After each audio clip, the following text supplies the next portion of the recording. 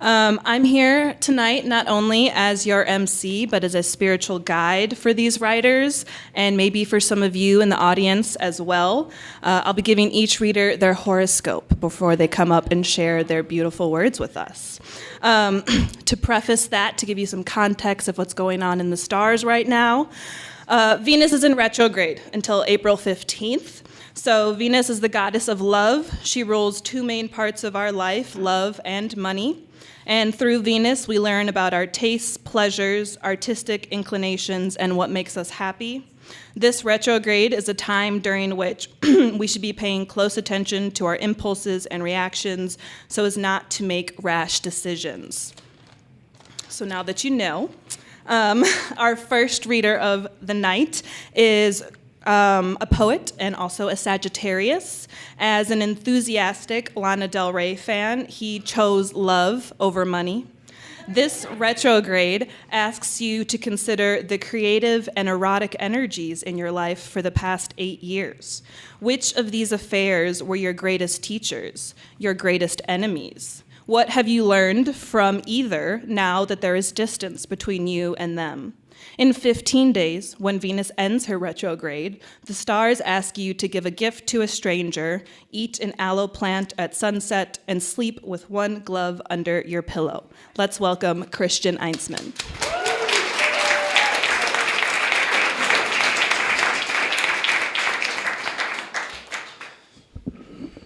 There's a lot to think about, I think, now, particularly sleeping with a glove under my pillow. I don't know what that means. Thanks for having me. Because our thesis reading is next time, I don't want to bore you and read my thesis stuff. So I figured I would just debut my raps. I'm just kidding, I'm not going to rap. Not at all. So I had a friend who was pestering me about talking about my trip to Norway that I took through the program. And I don't have any interesting stories about that, so I made this one up to tell her. This is it, what I told her, word for word. And it's entitled for you, Weird But Not That Weird, Norway Story. I spent some time in Norway last summer, as I think you know, and while I was there, I visited a fjord. A fjord is an inlet created by steep cliffs left behind by glacial activity tens of thousands of years ago. The town I stayed in, called Flum, runs a ferry to another nearby town called Gundvagen in another fjord. I was feeling really low during that time, and I was thinking about dying a lot.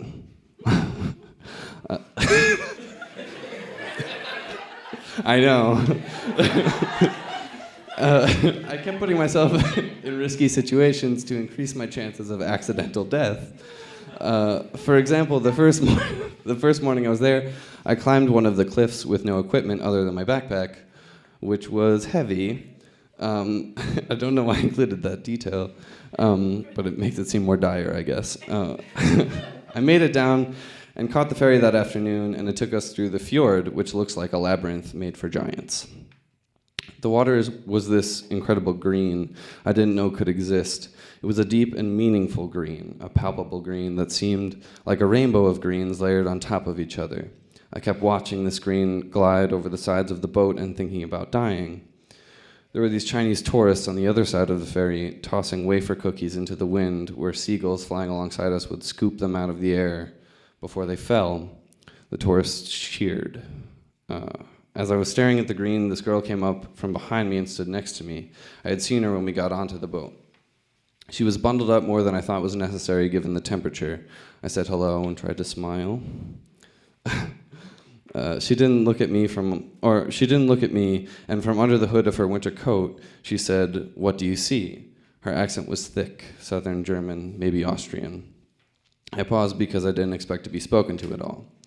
I also know that when someone asks that kind of question, you have to have a decent answer. So I said, "I see me." She laughed and said, "In the water? Where? I don't see you there." So I said, "We're both there, look." And I pointed into the green. "Do you see?" She said, "Oh, now I see, there we are. How will we get back to land?" I said, "I hope we never do. I want to stay in the water with you, it's better." "It's cold," she said, "but you're right, it's better than the land." So I said, "I want to die in it, I think." And she said, "Should we together die there in the water?" I looked her in the eyes to try to see what she was feeling when she said it. They were gray-blue, German. I said, "Do you mean it?" She said, "Of course. We are there with nothing else to do. We can die if you like." I looked at her and the wind. The wind was blowing really hard, and it started to rain. She said, "I'll go in now, the rain." And that's the end of that. It's weird, but not that weird, you know? And then also, not involved with my thesis are these poems, which are about, emoji, like the little phone things. For the older people, they're these little face things that you send to each other in messages on your phone. So I try to make these poems that are like about emoji, that try to capture the feeling of what you're sending when you send these little face things. One of them looks like a stoic dragon head, but it doesn't exist anymore since they've changed the emoji. So this is like in sweet memory of the stoic dragon head emoji. In sleep we need the old sentinel who slumbers in the ancient wood, who antlered and scaled wings to our rescue, grips our shoulders, delicate in its talons, and carries us to waking. Blue heart emoji, 1.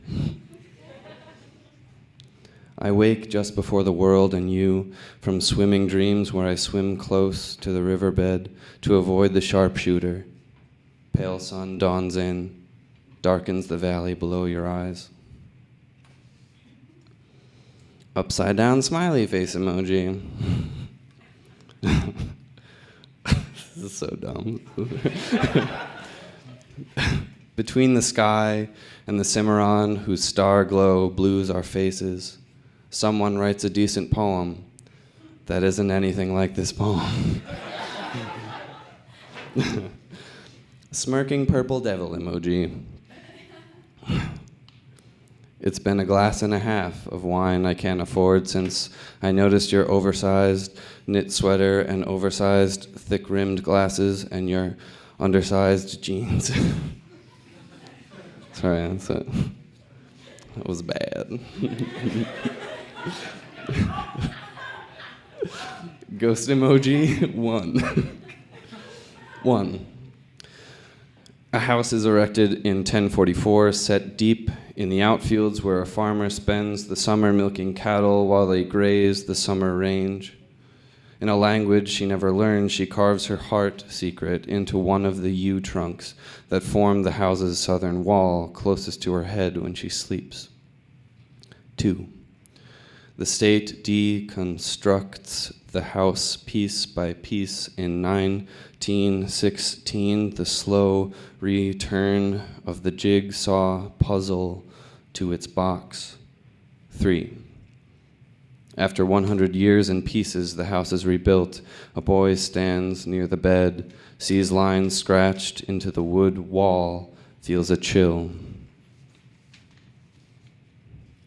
Red balloon emoji. We celebrate quiet at the back of the party, watch the dancers fall and not fall, hang in the air like talcum blown from palms. Wilted rose emoji. I notice your absence in the mornings when the sun is trying.